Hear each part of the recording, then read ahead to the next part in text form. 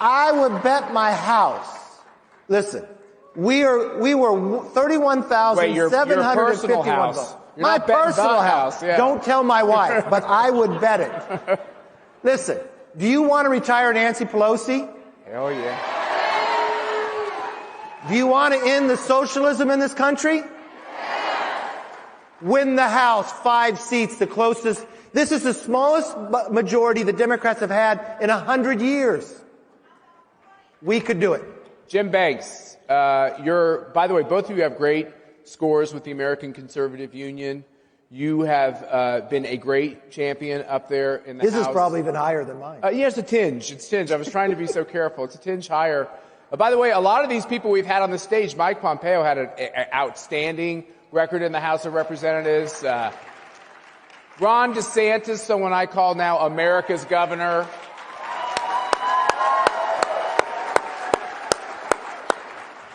And I guess what I'm learning from that is when you see conservatives get put in positions of power, what you realize about the conservative philosophy when well executed, it just makes a lot of sense. What is wrong with these colleagues of yours on the other side of the aisle that I hear them talk and I'm like, where did they grow up? Like, where did they learn this stuff? Is it shocking to you? Yeah, you got to wonder, where do they come from in America where they don't like America like we do, right? That's what I love about coming to CPAC. I'm reminded every time I come to CPAC why we're the right party, why the Republican Party is on the right side of history. We hear a lot about the cancel culture these days and identity politics. Let me say, if you identify yourself as an American, you belong in the Republican Party. Yeah, that's right. Period. You know, I've thought about, I chair this group called the American Conservative Union. I love the name. I love the name because the left thinks we're a union and they always invite us to their parties and then they find out we're not that kind of union. And then I love the fact, because I love the idea of being a conservative, but I don't know what your response is to this, but sometimes I think that like the conservative word isn't as important because we love America and it kind of stops there. You agree? Agree wholeheartedly. You'll define, and Jim is an amazing individual. This is the type of American you want. He runs the biggest conservative group in Congress, Republican Study Group. He's a veteran, served in the Navy in Afghanistan, and he serves his country today because he believes in the exceptionalism of America. And that's what defines this difference between the conservatives and the socialists. That's right. Yeah, I almost wonder if we could think about the way the press likes to say Republicans are fractured. Here's the truth, and you all know it, not all of you are Republicans in this crowd, is we're actually getting everybody who just doesn't like communism, socialism, and Marxism. Would you agree? That's totally true. Let me tell you, this week a poll came out. I'm going to brag on him a little bit because he just bragged on me. The most popular Republican figure in Congress today is Kevin McCarthy. Let me tell you who the least popular Republicans in the party are today. They're those few, very few, Matt. They're tittering out there. I just want you to know. Those very few Republicans, the least popular in our party are the ones who want to erase Donald Trump and Donald Trump supporters from our party. No, and let me tell you, if that happens, we won't win back the majority in 2022. We definitely won't win back the White House in 2024 if we erase Donald Trump. But you have a leader right here. I'm the conservative leader. And you and I both know, Matt, and for decades, the conservative leader fights with the Republican leader. Not anymore, because Kevin McCarthy is the right leader for the right time to win back the majority. He's going to be the best Speaker of the House we've had in a generation. Good guy. Kevin would like you to keep talking. Yeah, I'll give you the rest of the. I yield the rest of the time. I didn't come here to suck up to Kevin McCarthy because I tell him the truth at times too. Yes. I want to tell you the truth. It is great to be in Florida where you guys are normal, you're open, I don't have to wear a mask anymore. That's so much better than California. Did you guys like it when Kevin McCarthy said it was the right thing for Donald Trump to be at CPAC? I don't know what your response is today.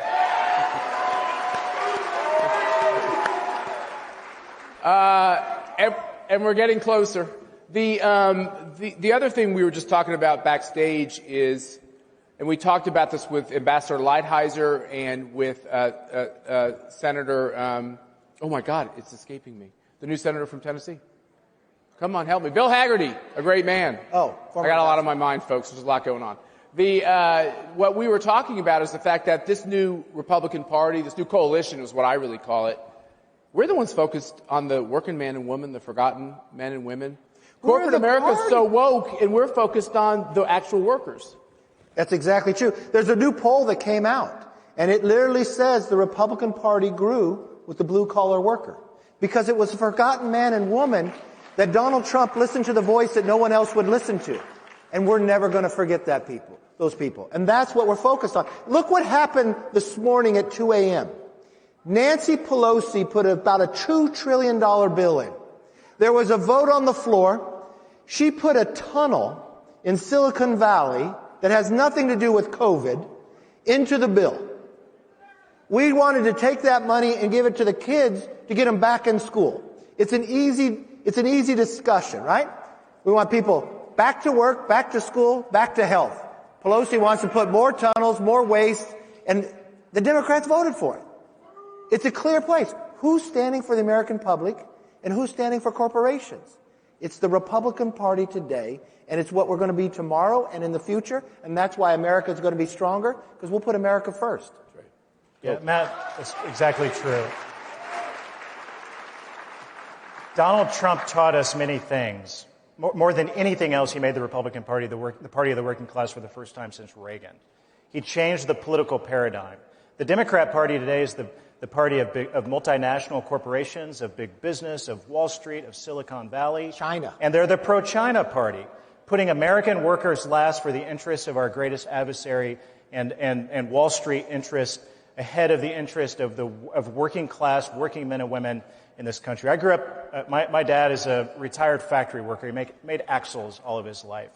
He identified as a Democrat for most of his life. He didn't like a lot of the Republican leaders until Donald Trump. He was for Donald Trump, but we have to keep voters like my dad in the fray.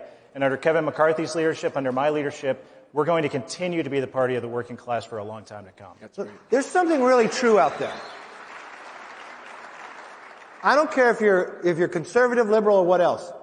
I do not know what the Chinese party and government has on the Democrats, but it is so powerful. It is so powerful. It is scary. They put Eric Swalwell on the Intel committee. I've been in a briefing, just myself and Nancy Pelosi. Anyone that's ever heard that briefing would not have him on that committee and would even keep him in Congress. But that's what's happening in the Democratic Party. What's the first thing that Joe Biden does? He calls the Chinese she, and he placates to them. He says now what they do on human rights, oh, it's okay, it's a cultural thing. He won't stand up for what they're doing to our universities. China wins that election if Biden gets in. That's the problem what happened. And I don't know what they have on the Democratic Party, but it's powerful. And we need people like Jim Banks, that was part of the China task force, that has a plan to actually stand up to them so the next century is the American century. It was a great video. Good work. So let's get to this question of this radical policy that's hitting the House floor and hitting the Senate floor. I'm sure it's shocking to all of you. We've been all kind of numb since the election, and then you start seeing, will the Democrats be as radical in their policy proposals as they told us? Worse. And we are always such nice people. We say, oh, come on, they're going to not be that way. And then it starts coming. And so radical on this most recent COVID bill, they can't even keep their own members together. Losing members from Maine and stuff, that must be interesting. Are they starting? Do you see a chance that maybe in the House it's almost impossible because Queen Pelosi is too tough, and she keeps them together. But if you can make the rhetorical points in the House, maybe there's a couple senators who are beginning to realize that being a socialist isn't so good at the ballot box. The only bipartisan vote last night was against that COVID bill. That's right. Less than 9% of it had anything to do with COVID. It was all a waste. But what else is happening here is, when you put a bill out, you'll see the HR number. They reserve the HR 1 for the most important bill. You know what the Democrats have? HR 1 is to take over our entire election system. What they've done is changed the rules in Congress that have never been changed before to take away the right of the minority to even have an amendment because they're afraid of our idea. Jim Banks is fighting this with the Republican Study Group.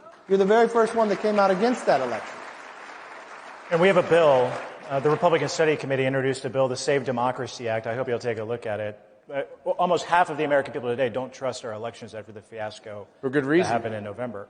And we're trying to restore. We have a moral duty as Republicans to restore trust in our election system. Let me tell you, H.R. 1 would do the opposite, and that's what the Democrats are going to ram through the House next week. And if I could give, and I'm sure you both would agree, if I could give you one charge in leaving CPAC, it would be do all you can to any member that we have any influence over to explain to them that it's unacceptable to have this unconstitutional power grab on elections, so that what we saw this election will be what you will see every single election.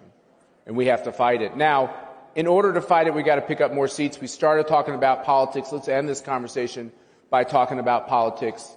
I stand corrected. It's not if we get the majority. It's when we get the majority.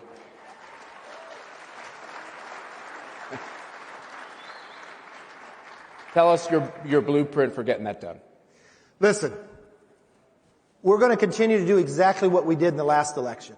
We elected more Republican women in the history of America before, just last time.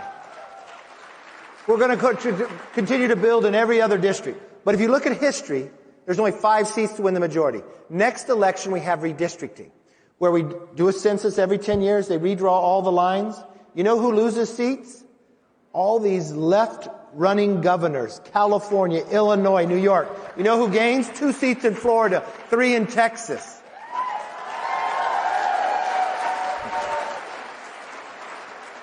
History says the party in power, whoever wins the White House, on the first off-year election, on average, loses 27 seats. In 2009, I was the deputy whip and I was the recruitment chair.